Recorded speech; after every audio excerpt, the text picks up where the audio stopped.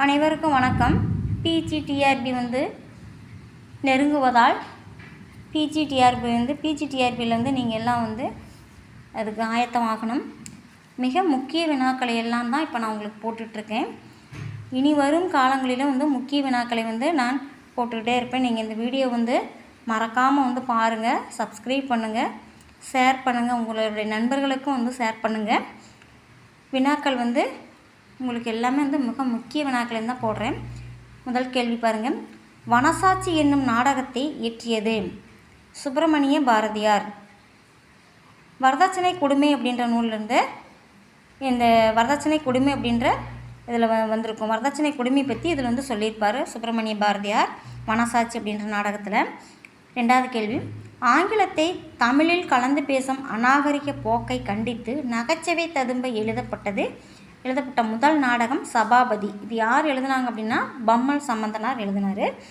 எந்த ஆண்டுன்னா 1919ஆம் ஆண்டு எழுதினாங்க. அடுத்து மூணாவது கேள்வி.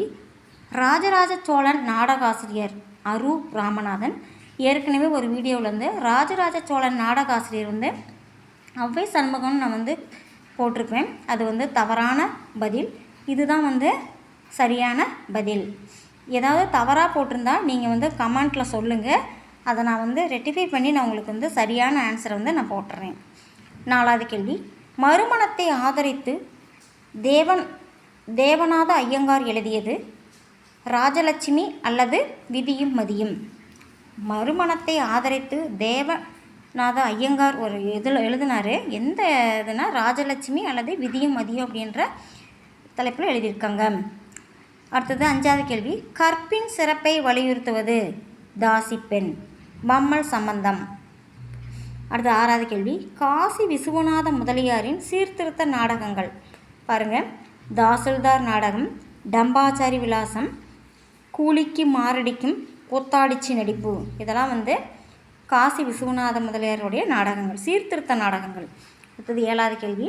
மதுரை வீரன் விலாசம் எழுதியது மதுரை குட்டி உபாத்தியாயர். எட்டாவது கேள்வி. பிரதாப சந்திர விலாசம் என்ற நாடகத்தை உரைநடையில் எழுதியவர். இது நாடக வளர்ச்சியின் முதல் திருப்பம் அப்படின்னு சொல்லுவாங்க. இதை எழுதியது யாருன்னா ராமசாமி ராஜ். உரைநடையில் எழுதியவர், அதாவது பிரதாபம் சந்திர விலாசம் அப்படின்ற நாடகத்தை உரைநடையில் எழுதியவர்னா ராமசாமி ராஜ். இது நாடக வளர்ச்சியினுடைய முதல் திருப்பம் அப்படின்னு சொல்லுவாங்க. இந்த வீடியோ உங்களுக்கு பிடிச்சிருந்ததுன்னா லைக் பண்ணுங்கள், ஷேர் பண்ணுங்கள், சப்ஸ்கிரைப் பண்ணுங்கள். சப்ஸ்கிரைப் பண்ணிங்களா தான் நான் போடுற வீடியோலாம் வரும். இன்னும் நிறைய வீடியோலாம் உங்களுக்கு நான் போடுவேன். பாருங்கள். நன்றி, வணக்கம்.